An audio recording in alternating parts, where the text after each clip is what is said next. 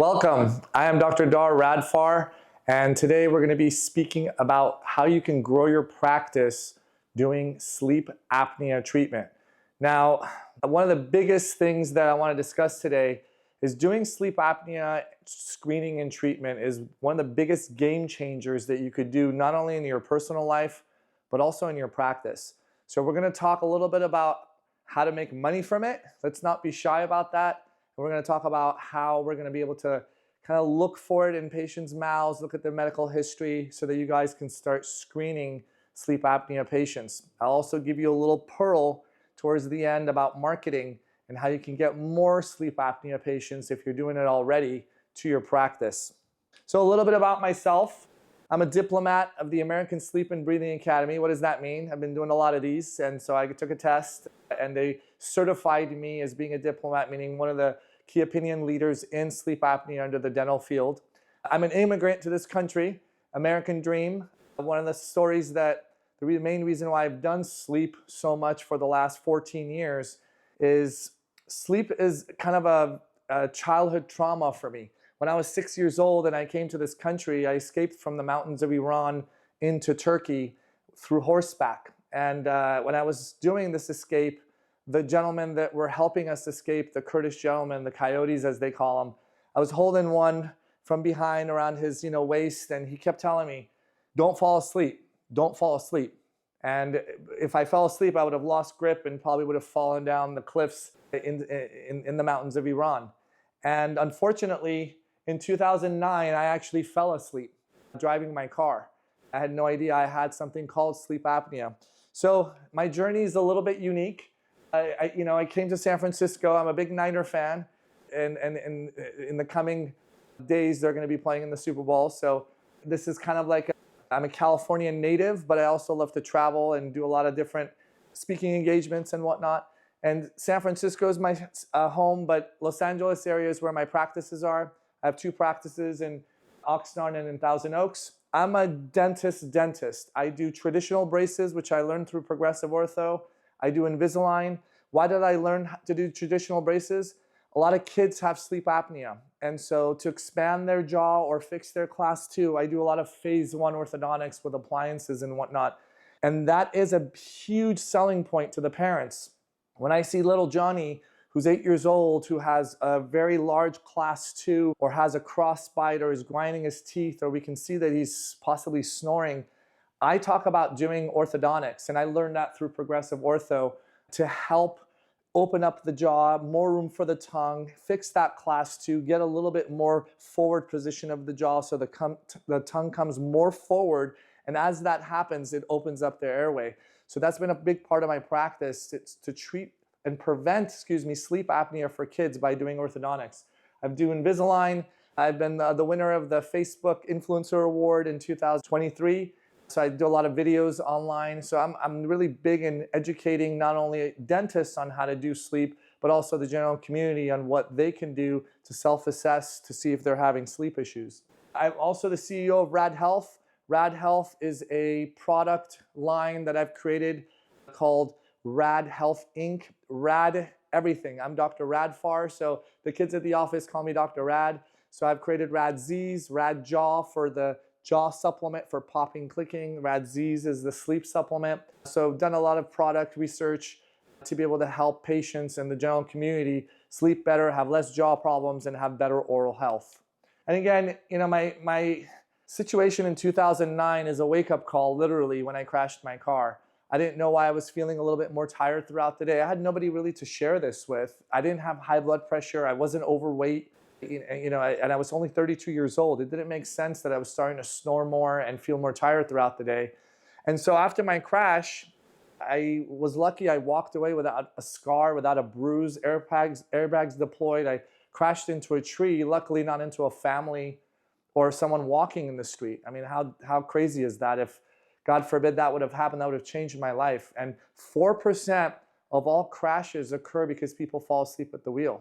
And so it behooves us as dentists, if we can look in the mouth and look at the medical history and see some sort of problem that correlates with sleep apnea and open our mouths and talk to our patients, we could possibly not only save their lives, but the lives of other people if that person falls asleep at the wheel. So I've done a lot of mouthpieces since I became the first patient in 2010. They gave me a CPAP machine. I couldn't wear it. And in 2010, I discovered the Sleep Herbst appliance through a course that I took that was about TMJ. And the Sleep Herbst appliance was showing that it reduced snoring. And so I made it for myself. I was the first patient. I call it patient zero at my office, and it changed my life. I felt less tired, less grumpy in the morning when I came to work. Sometimes my staff would be like, "Oh, stop being so grumpy, Dr. Rad." And it really does make you grumpy when you don't sleep as well, you're not getting enough oxygen, let alone that feeling of tired more throughout the day. I was getting more acid reflux. And so I was patient zero in 2010. And since then, I've treated over 1,600 patients. The code EO486 is what I entered into the software, into my Dentrix program. That's the appliance code. And I've done so many. I've been blessed to do so many because of all the referrals that I've gotten from people who wear the appliance with their friends and family. But a lot of the referrals come from the medical doctors in the community, which I will give you that little pearl later on towards the end. So make sure you listen till the end so that you can figure out how to add more sleep patients to your practice. I've done over 300 speaking engagements. I love speaking about this because the more I share this information, the more I hope you all get to learn how to do this and do more of it and speak to the patients more, whether you're a dentist or a hygienist or assistants. This is such a big, rewarding part of your practice because if you discover something and help them, even if they go get a CPAP machine or talk to an MD, you could change their life forever. And it's a powerful tool to be able to screen and treat for sleep apnea. Again, I've developed some supplements. One's called Radz's, and I told you about, that helps with calming the mind. And there's a special ingredient in there called N-acetylcysteine. N-acetylcysteine, sleep apnea. If you Google that, it'll show that there's clinical studies that reduce apnea by 30%. And so just by taking my sleep supplement, Radz's, people can reduce their sleep apnea, not to mention they can also help calm their mind and the anxiety with some of the things like L-theanine and valerian root and tryptophan that I put in there to act as an all-natural sleep supplement. And I do have my own coaching program called Rad Coaching. The coaching program is once you take my seminar, or if you wanted to take my seminar, I guide you with weekly masterminds to discuss anything, any problems that you have, new discoveries, new mouthpieces, sleep studies, all that, so that someone can hold you accountable so we can do this day in and day out and not let it go and put it in the back burner. Because the more you do this, the more you will be successful, the more you'll have financial freedom. And so I'm the kind of guy that likes to coach my students and my doctors that take my courses and keep you accountable for the months to come and weeks to come and keep you updated. So what do you need to do sleep apnea? What is the best course of action? Well, first you got to get trained. Your staff has to get trained, the hygienist, the assistants, the office manager, the biller. You got to come to a course, whether it's a course that I do or anyone else. Everyone needs to get trained in the office. And nowadays, with DentalFlix and virtual and Zoom and all that, you can get trained with full day courses or 1 hour courses that can kind of pinpoint on how to do this. So everyone has to get trained. You have to have proper systems in place. You can't just start doing it. You have to have the right forms, the right consent forms, the screeners that people fill out when they come in. You need a proper system in place to make this not only less hindrance from your staff and patients, but a little bit more seamless when you do it. You have to have a good home sleep testing company. You need to have an ethical one that when you send a home sleep testing request, which you can do as a dentist in majority of the states in the country, you can refer for a home sleep test when you see problems with a patient in the mouth or they tell you that they snore, and I'll talk about that on how you screen patients. And I use the Sleep Apnea team in Torrance, California. They're great because they will maximize the patient's medical insurance for your patient so that they can have the least amount of copay. And so they're very ethical in doing that. They go over the copay before they send the sleep equipment. Once I refer a patient to them, I have nothing to do with their copay or whatnot. They deal with that. And if the patient's okay with their amount that they have to pay, they send the equipment. It gets diagnosed by a board certified sleep physician. And then you get the results as a dentist and you can go over it with your patient. So you're literally the messenger of, hey, I was right. You were right. There is a problem. You have mild, moderate, or severe apnea. You stop breathing 20 times an hour, which would be moderate. And so these types of things are important to have the right system in place so you can use the right companies that can communicate well with your patients so you don't look like a fool when you're referring the patient to the company. I also talk about you need a medical billing company because you want to get paid on this, and it's okay. We got to be comfortable in discussing medical billing and how much to get paid because you are providing a service that is out of this world. And we'll talk about how much money that is charged to medical insurance companies later on in this lecture. You also have to understand the basics of which appliances to use. I love the Sleep appliance, how to adjust it, how to do the bite, the scan. All these things are done typically in a full day course.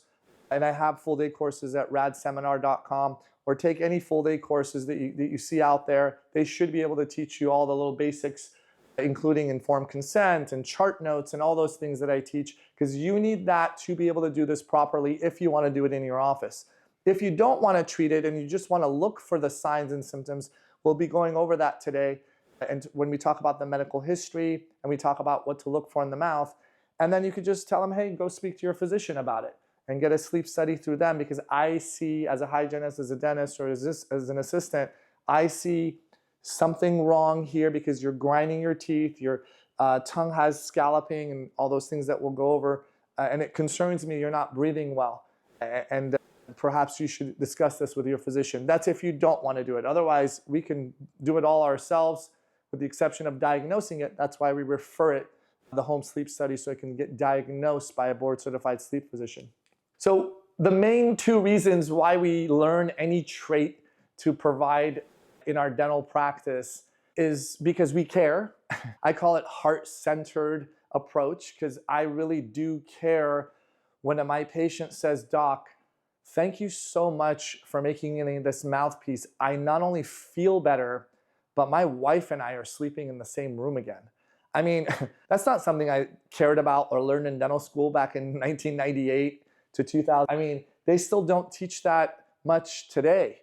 It's a rewarding emotional experience to know I got someone off high blood pressure medication, or I extended their life, or the fact that now they're not embarrassed when they go on a camping trip and they're not snoring like crazy because they have a mouthpiece in with their buddies. The divorced person who their wife or husband or bed partner were used to the snoring or put earplugs in, that divorced individual is now in the dating scene. And the first time they sleep next to a new bed partner, it's very embarrassing for them. And to put a mask on if they've already been diagnosed, or if they don't have any idea that this is really happening because it wasn't really a problem during their marriage, it could lead to a lot of insecurities and emotional, social well-being can be really affected. And so we're doing something huge here. So that's coming from the heart, okay? But also we can talk about money. And I'm not embarrassed. When I teach my seminars, I teach you how to make the most money out of this from the medical insurances and how to make it cost effective for the patient if the patient's medical insurance is really bad, meaning it has high deductibles or they don't have insurance that would qualify to cover an appliance. So it's okay to make money. And it's okay to make money as much as $9,500 for the appliance. Or is it? When I get EOBs, $4,000, $9,000, $7,600, how do I feel? I mean, I've taught a lot of courses and a lot of doctors look at this slide and go, wow, $9,500 for a sleep appliance that cost us $450 or so to make? What if I told you that if you have moderate to severe sleep apnea, you have 12 to 15 years off your life? Or the fact that you could possibly crash your car into a tree and what happened to me? Or that you can maybe sleep again in the bedroom with your bed partner, reduce your chances of high blood pressure by 30%, diabetes type 2 by 48%, heart attack by 90%. I mean, what is that worth to everyone? The medical expenses that can come about. And one of the most newest discoveries is 5 times higher risk of cancer of any kind if you're not being treated for sleep apnea. I mean, it's almost like sleep apnea is one of the most biggest conditions leading to so many other medical comorbidities and conditions. And to me, this is actually nothing. $9,500 being the maximum amount that a medical insurance pays, and I've tested it. If you go over that amount, it has to be done in a hospital setting and they won't pay. And you should feel comfortable getting this much from a medical insurance. And guess what? When they come in for their office visits, this slide, if we get really close, $217.50, $208, $217, $208. This is how much they paid for office visits. Actual times I opened my mouth and said, John, I'm concerned you're not breathing well. You told me you snore. You tell me you're more tired throughout the day. Would you like a home sleep test that I can refer you to? Yes, perfect. Boom, office visits billed by my medical billing company that I use. Then they come in, I go over the sleep report. John, you have mild sleep apnea. You have the options of CPAP, mouthpiece, or surgery. Boom, another office visit is billed.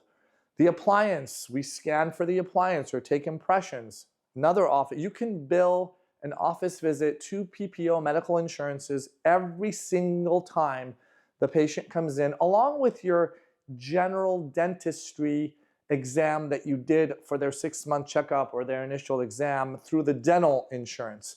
So there's a lot of money on the table here that could hopefully motivate us to do more of this, let alone all the real heart-centered stuff that we were talking about earlier that we're going to continue to talk about. So out of the 3,000 plus docs that I've trained, about 300 plus are doing this on a regular basis. And the majority of the ones that are doing it are because they're following my coaching program. We're on top of them. My whole team and I make sure that they're screening, that they have their systems in place, they have everything clicking the right way so they don't stop doing this. And on average, their cash fee is anywhere from $1,500 to $8,000. They set that fee. I charge $2,950, $2,950 cash fee for an appliance. That includes, that's if they have a really high deductible or they have an HMO insurance or they don't have insurance at all. That includes all the office visits. That includes any adjustments that they need. That's $2,950. Remember what we're doing here. We're adding 12 to 15 years to their life. We're decreasing their cancer risk by 5-fold. Diabetes, allowing them to sleep in the bedroom next to someone. They're not embarrassed anymore when they meet someone new as a bed partner. So many things that we're doing, and I charge $2,950. How much do we charge for Invisalign? 20 weeks of Invisalign, $5,500? I'm cool with telling them $5,500 for Invisalign clear braces, or $5,000 for an extraction, bone graft, implant, abutment, and crown. For replacing one tooth, we're comfortable in charging $5,000, but we sometimes have this shyness or lack of motivation to charge $2,950 for a sleep appliance that could change their life forever. And so, when we look at the numbers, you can be comfortable with charging a minimum of $1,500. And most patients will definitely pay for that because they've gone through a sleep study. They have a bed partner most likely that has been complaining about their snoring. They have medical conditions. They're tired throughout the day. And more importantly, it's just energy. They don't feel themselves. They have headaches in the morning, dry mouth, fog brain. You don't have enough energy to go to the gym in the afternoon. Their parents, they don't have enough energy to play with their kids. They're like, just can't wait for the kids to go to sleep so they can go to sleep at 8:30, 9 o'clock. These people are suffering. And so they're more willing to pay $2,950 for the appliance that I make them than even doing an Invisalign or an implant or a crown or anything else in dentistry. And it's our obligation at a minimum to go over this with them, and then they can make a financial decision. You can't make that financial decision for them. The value that you are giving them could be so much that they're willing to look at financing. They're willing to ask somebody for the money, put it on the credit card, more than any other dental procedure that you do, because they've been already diagnosed with from a board-certified sleep physician and given a CPAP, some of these people. And you got all excited and you're sharing with them sleep apnea and what you can do. And they're like, oh yeah, doc, I got tested 2 years ago and I have sleep apnea, but I couldn't wear that darn mask. So I just gave up and now I just, deal with it. Okay, well, now you can tell them that you do an oral appliance and they'll be really, really willing to, the cost is not a hindrance. Of course, the average medical reimbursement is about $4,200 is what we've seen through the medical billing company when they pay for it. What do I mean by that? If they have a $10,000 deductible and the billable amount is $9,500, nothing's going to get paid because there's a certain percentage that insurance will cover. If it's at 50%, $9,500, that's about $4,750. That's $4,750 that goes away from that deductible. You at least help them eat up their deductible, but you're not going to get paid anything. That's a cash patient of $2,950 at my office. Feel comfortable with that though. It's okay to try to utilize their medical insurance, have a medical billing company that only charges you, that's what I use, is a medical billing company that charges you only after you got paid, not before, and a certain percentage after you got paid. And I get $2,950 upfront from the patient, and we bill their medical. If they pay up to that amount, we'll reimburse their money. Anything more than that, there's a financial document that says that we'll refund their $2,950. We keep the up to $9,500 that we got paid. Anything less than that, they get the difference. So this is something we got to discuss. We are in the business of dentistry. And so now that we've discussed some of the money issues, I want to also discuss something called OOD, occlusal orthotic device. That's a fancy word for an occlusal splint or a night guard. Medical insurances, when they have coverage, are known to pay around $2,000 for that, on top of all the office visits that we were talking about, depending on the plan that they have. So there's a lot of money to be made here. And in my full day course that I teach at radseminar.com, you can register for, I teach you how to do this stuff through the medical billing company and how to communicate with them so you can get paid the maximum dollar amount for what you're doing. So what percentage of the population in your office has sleep apnea? Well, you've got about 20% that have sleep apnea, and the majority have mild to moderate sleep apnea, which is brilliant because that's what we can really help them with an oral appliance. Can I help someone with severe apnea, meaning they stop breathing 30 or more times an hour? Of course. I had a patient who stopped breathing 100 times an hour. Their apnea-hypopnea index was way over 30. He was so severe, he was 118 times. He couldn't wear the CPAP, BiPAP, nasal PAP, nothing was comfortable enough for him, and he felt very claustrophobic. And he had the surgery done with respect to the triple UP surgery, the throat rotor-rooter I call it, and still wasn't helping him. I made him a mouthpiece. I dialed his mouthpiece, brought it forward over a 6-week period. Every week I brought it forward about 1 millimeter to half a millimeter, and got him into a position where he felt so much better. We did a sleep study with the mouthpiece. His apnea went from 118 down to 48. Still very severe, but he feels like his life was changed forever. And I still treated him because he didn't and failed and couldn't do any other kinds of treatment. So it doesn't mean that the severe patients we can't do. We can still treat them. But a lot of the patients in our office are mild to moderate. And if I see 20 patients a day that are coming through the door, if you see 20 total patients in a given dental practice, 4 will have sleep apnea. They're coming in and leaving, and we're not talking about the fact that we can help them with an oral appliance. So after you take a course, or if you've already taken one, it behooves us to communicate with our patients that we have this option of an oral appliance, and maybe throw in there, if you snore and have sleep apnea, you have 5 times higher risk of cancer. Boom, email newsletter sent out every week, every other week to your patients that say what you do, meaning you provide an oral appliance. Dr. Rad now does sleep appliances. Please note, if you have sleep apnea and you snore, you have a 5 times higher risk of cancer. Email sent out. 2 weeks later, you have 4% of all crashes occur because people fall asleep at the wheel. If you have sleep apnea or snore, come speak to Dr. Rad. There's now a mouthpiece that can help alleviate that. Every couple weeks, I send them email reminders. I post it on my social media. You got to communicate to your 20% of your office that you do this, not just in the office, but externally. And it doesn't cost you anything to post it on social, to be able to send an email blast, SMS messaging through the Dental Intelligence or any other platform, Weave, anything that you guys have. You can communicate this to the patients. So there's a lot of patients already in our practice that have sleep apnea. And I want to play a video here for you all. The video here kind of shows the basic explanation of what sleep apnea is to the patient. I put this video, it's 1 minute and 46 seconds, in an email. And I sent it the first time I did this, to my patients. I got 6 consults and 3 mouthpieces out of those consults the first time I sent this. And I send this video once every 2 or 3 months. I tell my staff, hey, let's send that sleep video. And a lot of them see the video and they're like, oh, I've never seen it. I've already sent it like 10 times over the last couple of years. But it's an attachment that I send. Dr. Rad wants to share something about sleep apnea and how we can help you. So let's watch this video. This is a great video also to put in your office, looping in the lobby or in the treatment room if you want to have a little bit of an explanation of what sleep apnea is. Sleep is a basic necessity of life, but even more important is breathing. When you sleep, air travels through your nose and mouth, down the throat, into your lungs. The narrowest part of the airway is at the junction where the soft palate, the tongue, and the back of the throat all compete for the same space. When you are awake, the muscles are tight, keeping the airway open. But when you sleep, these same muscles relax, causing the airway to narrow. As the air passes through the narrowed opening, the uvula and the surrounding tissues begin to vibrate, causing a condition known as snoring.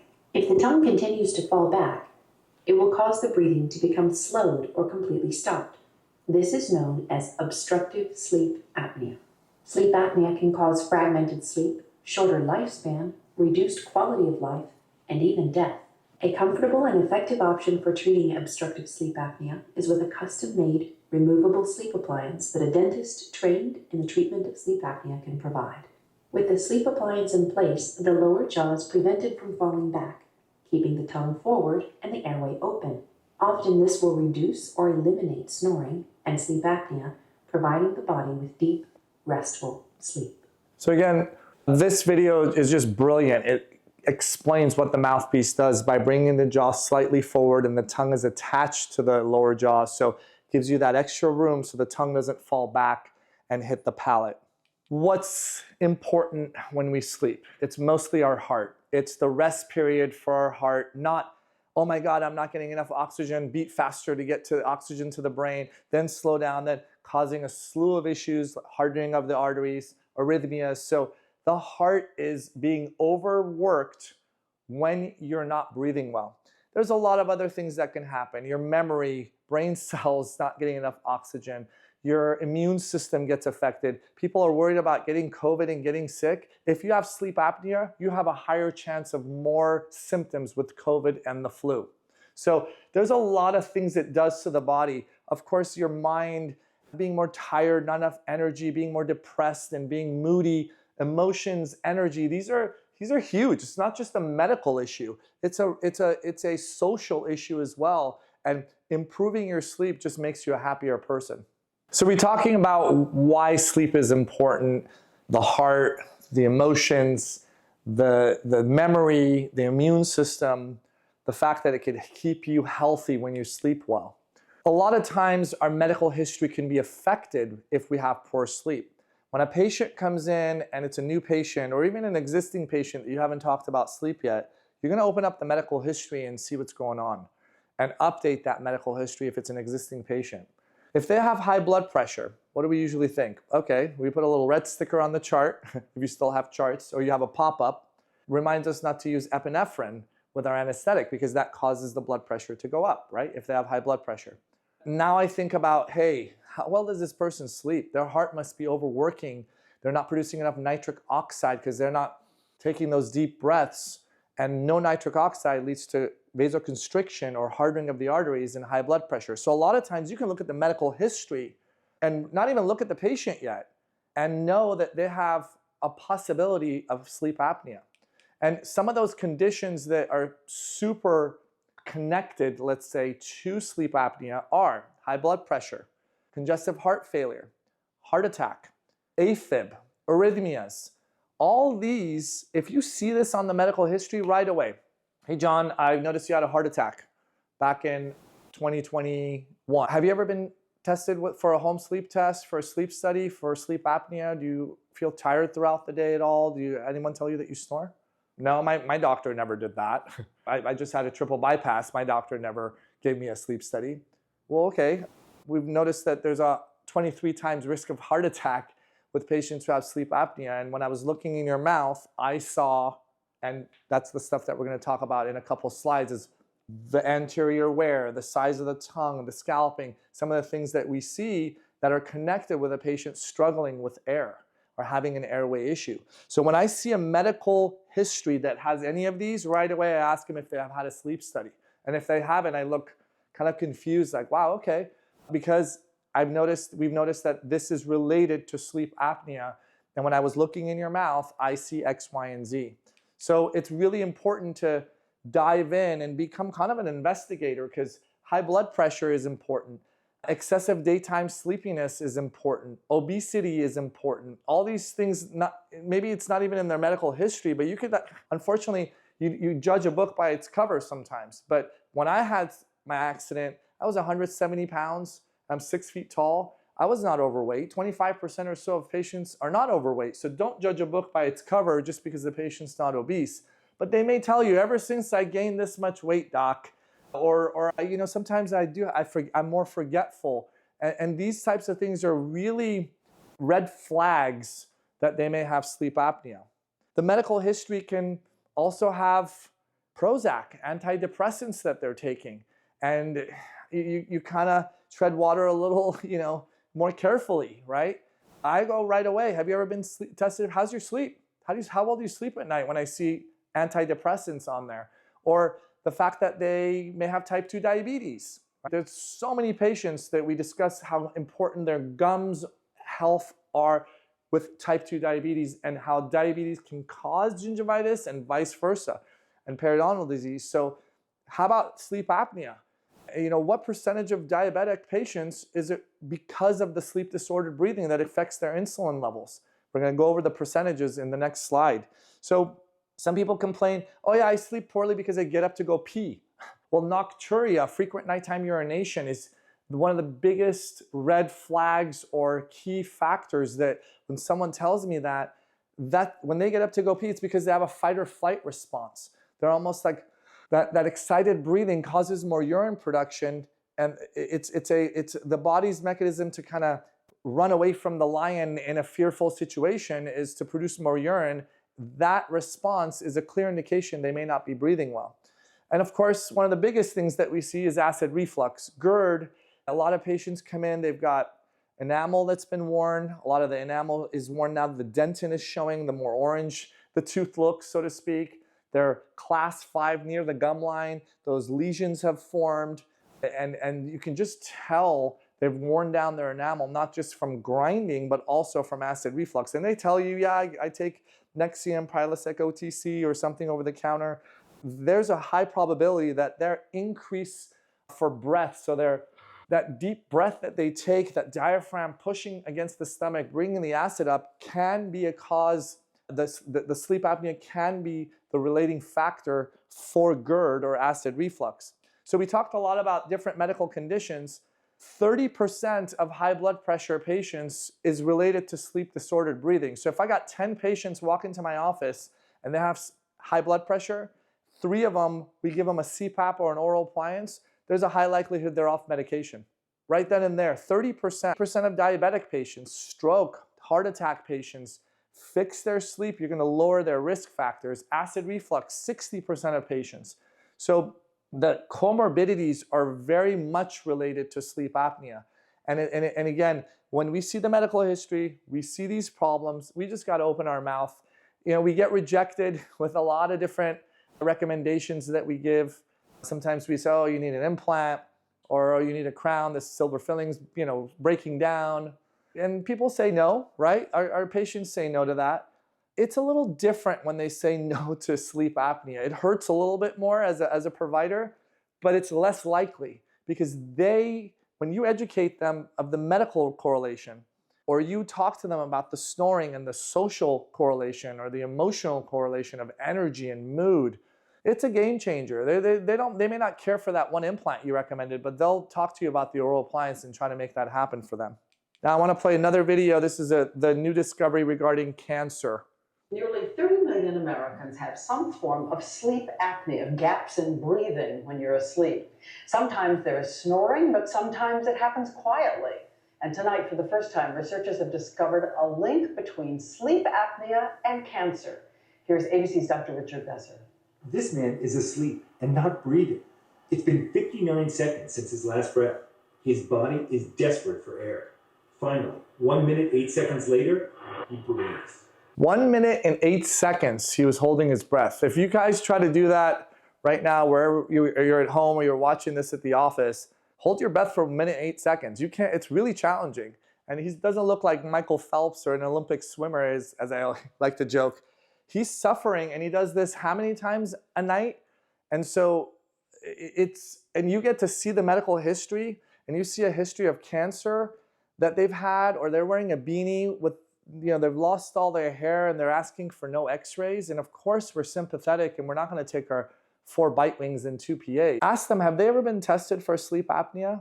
And it does get very frustrating that an oncologist has not given them a home sleep test to see about their apnea levels. It's very frustrating as a provider when you know 5 times higher risk of cancer if you're not being treated for sleep apnea. All oncologists should be giving a sleep test when someone's diagnosed with any kind of cancer, but it's not happening. But it's our job. We have the power. Once you see it, you can't unsee it, to be able to screen the patient and hopefully refer them for a home sleep test or help them with a mouthpiece. We are unaware of this happening. It's classic obstructive sleep apnea, where throat muscles collapse in on themselves and seal the airway. We know apnea can lead to heart disease and stroke, that erratic breathing at night raising your blood pressure. But today's surprising news: if you have sleep apnea, you may be 5 times as likely to die from cancer of any kind. Dr. Javier Nieto's Wisconsin sleep study followed 1,500 people for 25 years. What was striking was this relationship appears to be very strong. They suspect that the lack of oxygen makes your body grow more tiny blood vessels, which feed all your cells, including any cancer cells. Sleep apnea is a serious problem that needs to be treated if you have it. And this is just one more reason to worry about it. And one more reason to take action. Well, Rich, as we said, sometimes snoring is a red flag about apnea, but what if it's silent? How on earth do you know? Well, yeah, I mean, if you sleep alone or you don't snore, look for your daytime symptoms. That can be dry mouth, that can be headache, and it can be daytime exhaustion. If you have those, get it checked right away. But this is so frightening. We knew before about possible heart problems, now cancer too. Is there anything that isn't too uncomfortable that can prevent it? Yeah, I mean, there are things you can do, and they all take work. The first one, try and lose weight. That can make it go away for many people. The second is a mask you can wear with a breathing machine called CPAP. Very difficult for many people to tolerate that at night, but it works well. And then the last are nose plugs with a one-way valve. That can work in people with mild apnea to keep their airways open. All right. Really a new alarm tonight about sleep apnea. So very sadly, ABC News doesn't even talk about oral appliances. They talk about other kinds of treatment. They didn't even talk about surgical options. Your patients don't know this. Just because they watch ABC News doesn't mean that they got the information. Email them. Tell them that you do this. Open your mouth in the dental office. Give them a screener to fill out for new patients that has questions about sleep, so that they can understand and become more aware. It doesn't have to happen the first visit. It may happen in 6 months when they come back and say, yeah, doc, you were talking to me about my sleep, and my wife tells me I snore a lot now and I'm feeling a little more tired and grumpy in the morning. Can you help me? Plant the seed. So we've talked about all the different medical comorbidities, all the conditions. Now let's talk about some of the fun dental things that we see in the mouth or in the head and neck. Large scalloped tongue, and I make a joke. Whenever you are prepping a molar as a dentist and you're on number 31 on the lower right and you're going around with your drill and you see your assistant holding that big tongue back with their suction and with the mirror, and you're not using an isolite system, and you're worried about nicking the tongue, and that tongue is literally covering some of the teeth, whether you're doing the lowers or you're doing the upper back molar and you're wondering why the tongue's in the way when you're polishing the teeth or anything that you do, x-rays. Call a timeout when you're done and say, hey, John, when I had you back and we were doing the crown, everything looked great, by the way. I was looking at your airway. I kind of noticed that the tongue was falling. Do you sleep okay? Do you get enough, do you snore? Anyone tell you snore? You feel tired throughout the day? Yeah, doc, everything's fine. Great. Okay, John, you did great. We'll see you in a couple of weeks. We'll put the crown in.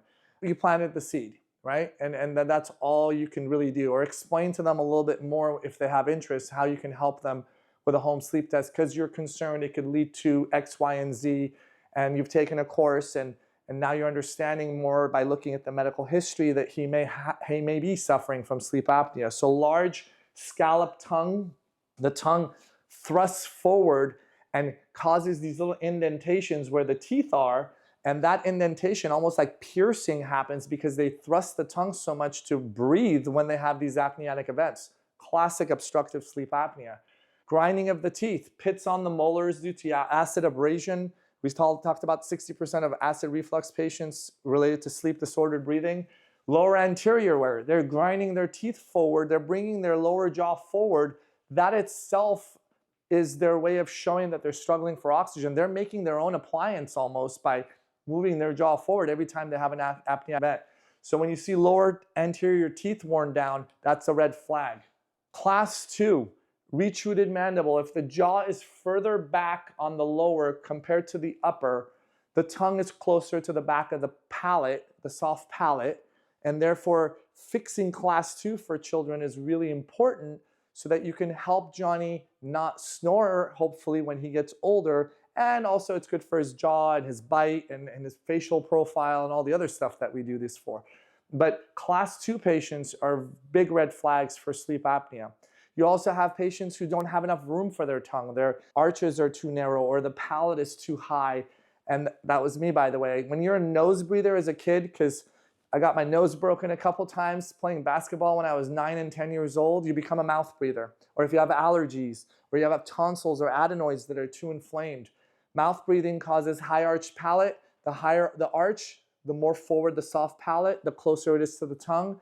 And as we age, starting in our 30s, everything starts sagging and drooping, sadly, and the tongue gets closer to that saggy, soft palate and can cause snoring and obstructive sleep apnea. So these are some of the red flags that you can look at, and as a child, you can, under the age of 12, you can start doing orthodontics, like phase 1 ortho, to help with some of these conditions. Mallampati 4 is what anesthesiologists look at when they want to put you out.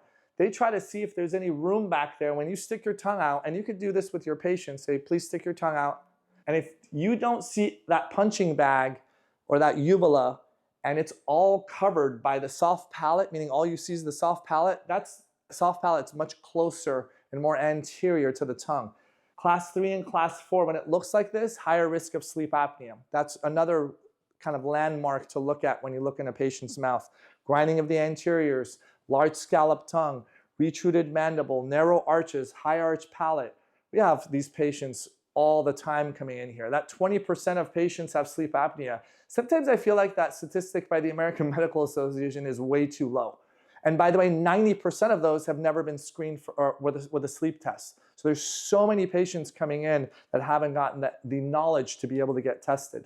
So I created this form. This is what I give my seminar attendee when they come to my full day course. So basically, if there's a yes to any of these medical condition or a condition when it comes to the mouth or jaw, I ask them about sleep. I have this form in every operatory on a clipboard. I look at them, boom, I say yes. Okay, hey, how well did you sleep at night? Do you snore? Anyone tell you that you gasp for air? Do you feel more tired throughout the day? Hey doc, you know, I'm drinking a lot of coffee and I want to get my teeth whitened. Okay, how many cups of coffee? I had like 3 or 4. Hold up, why are you drinking 3 or 4 cups of coffee? Oh, because I'm tired because I didn't sleep well. My whitening coffee consult just became a sleep apnea consult. Let's try to find the cause and not just whiten their teeth. There's a reason why they're drinking so much coffee, and it could be obstructive sleep apnea. You know, you can start this whole process, this whole system, by handing a screener to the patients that walk in. Unfortunately, existing patients will look at this and be like, what's Dr. Rad giving this for? Is he wants to pay for his car payment out front? Is he for his next vacation? You know, they make jokes and it causes a hindrance. I'm just here for my cleaning. Why am I filling this out about my snoring and if I'm falling asleep when I'm driving? These forms that we call screeners that help open the conversation. It says, do you snore? Do you often feel tired? Yes or no? Do you have these conditions like bruxism and hypertension and acid reflux? Kind of getting them the conversation going, hey, Dr. Rad does something a little different here. He's also looking at my airway, right? Every new patient gets this form number 5 in my office. They're cool. they fill it out. Truthfully, hope they are filling it out truthfully, but sometimes they don't fill it out truthfully. And I look in the mouth medical history. I use this as a guide, and it's more of an intro to the patients. Existing patients coming for recall, I just talk to them. I have my hygienist or assistant ask questions if they're trained. If they see any of those medical conditions right away, how well do you sleep at night? Oh, great. And then they're doing a snoring sound in the chair while they're awake, and they say they sleep great. Okay, I don't believe you, but I'll plant the seed about what I do with an oral appliance. I can help you with a home sleep test. If you need any help or you have any friends or family, let them know we do that here now at our office. Nice to see you, John. I'll see you in 6 months. Plant the seed, move forward with it.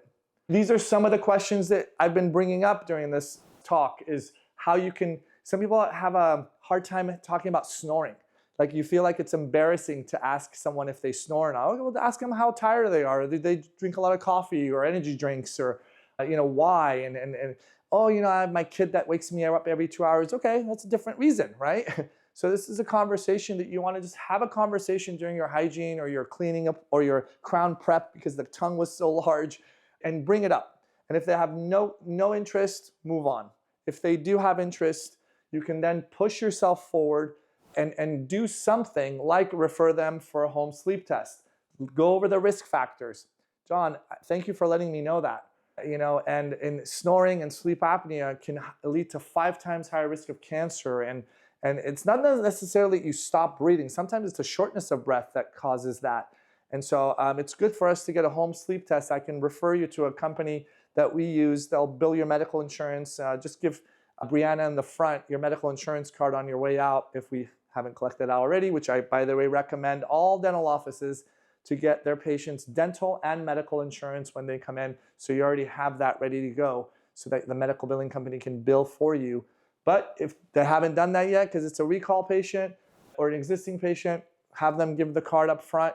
You'll fill out all the forms to refer them for a home sleep test, your chart notes, boom, they get a call within 24 business hours for the home sleep test, and sent the equipment, you get the results, you go over it with the patient and the treatment options. So what's next, right? So we've gone over a bunch of things in sleep. What's the next step for everyone to know how to do this, right? You've been listening to this video, and I appreciate you coming on. One of the biggest things that we have to understand is we need guidance when we do this. And when I do this, since 2014 is when I've been teaching this, so a little over 10 years, I've noticed that the offices that succeed are part of this coaching program that I do, when they can have access to the full day virtual courses. They can have that for all their staff. You have access to the in-person course. When you're part of my program, you can come shadow me. We have weekly mastermind meetings.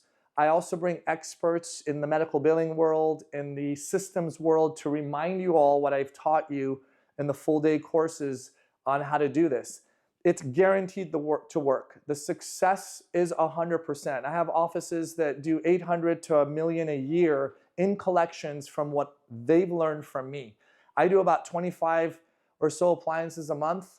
If you calculate that, that's getting close to about 100 grand a month in just sleep. And I do 30 crowns a month. I do Invisalign. I'm a dentist like most of you all. But sleep has become a game changer for me, because now I'm only working 3 days a week. And I'm able to teach this stuff, and I have more time with my family. I have more time to travel and go to conferences and meet other doctors that I can train to do this, so that they can help someone add 12 to 15 years on their life and do so much more with their life than suffer from sleep. I also have the capability to come to my office and shadow my staff and I. Sometimes the doctors bring their office manager or their assistant with, and they can follow half a day, full day. And that's what is really successful. You want to dive into this, you go to radseminar.com, sign up for a class, or at the end you'll get my information, my cell phone and my email, so that you can contact me directly. Part of being a member of my educational program is you get discounts. 10% off the lab fee for the appliance that you make. Gergen Orthodontic Lab, Gergen Ortho Lab in Arizona is who I use for the Sleep Herbst appliance, and I use that mouthpiece exclusively. They give you 10% off when you're a RAD coaching member, so to speak. You also get medical billing discounts from 10% to 8%. I send you brochures, a canvas art, a lot of things to get you started and get you kind of going, registered, Medicare registration, which I highly recommend you do. Medicare DME providers in California get paid $1,946 for an oral appliance. It takes 3 months to become a Medicare provider. I highly recommend you become a Medicare provider because that allows you to communicate with medical doctors that you accept Medicare, and the 65 and over patients don't have to pay anything for their appliance if they have a home sleep test diagnosed by a board-certified sleep physician. They're more likely to refer to you from medical doctors to your office if you're not charging $3,000 for cash and you're accepting Medicare. So I help you set up with that. All the templates and the videos and the chart notes that you just copy paste and change just a few things for each patient so you can get paid with the medical insurance company. All that's included. And really, one of the biggest things that people really love about my educational program is I've been through a lot. My childhood experience, I told you all in the beginning, when I was 6 years old and I escaped my country, it was a little bit of a trauma. And I've had experts in my life, relationship coach experts on how to communicate with your patients, with your significant other, with your children. I bring these people, these professionals, onto my coaching program, onto the educational program, and they talk 10, 15, 30 minutes on top of the sleep stuff that we do to kind of like help you become happier human beings. Self-growth and empowerment isn't just reading a book or going to therapy. There's a lot of action involved. And the word burnt, the thought burnt out, I'm burnt out. I'm burnt out being a mom, I'm burnt out being a dad, I'm burnt out being a hygienist or a dentist, has been used so much over the last few years. And the way you don't feel burnt out is when you work through your stuff, when you work through your ego and you work through some of the traumas and the triggers that you have that deplete your energy and your emotion. And why not listen to some of the people that I've learned from, and that's all included in my courses. It's just, I feel like this is a whole package that we need to not only become better dentists and better sleep dentists, so to speak, and provide oral appliances and screen, but also we need to become better human beings and lead with our heart. And the only way to do that is work through some of the issues by taking action from some of these recommendations that these men and women make for everybody. So my quote for you all is, you're one educational program away from, and you can fill that blank. One educational program and you're away, you can save lives, 12 to 15 years off added to people's lives when you help them understand the ramifications of sleep apnea and you help them get treated with a CPAP or with a mouthpiece. CPAP, obviously, you would refer, and that's just a good feeling. The patient's severe, you refer them, they use the mask, they love it, they think you're walk on water for them because you just help them see something that they weren't really being told by their medical doctor. Right then and there, that's priceless. 12 to 15 years added to someone's life and all the medical comorbidities reduced is huge. Put less stress on your body. Learn how to do sleep. You're one educational program away from not having to bend over and neck and back and carpal tunnel and all these other things, because sleep apnea treatment is so easy on the body relatively. Having more free time for your loved ones, for yourself. I work less because I can make more money doing sleep. Now I have an associate working for me doing the general dentistry stuff. So that's just more free time for me, becoming more financially free.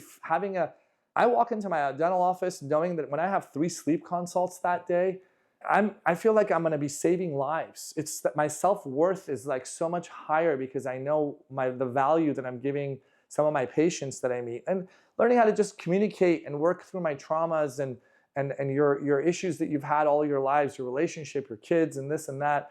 It really helps when you bring this all together. You just end up becoming a better human being, so to speak.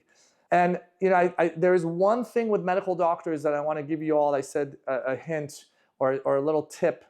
Every time you see a patient and they agree for a home sleep study, and you send it off and they come back and you go over the results, I share that information with every medical doctor they've seen within the last 5 years.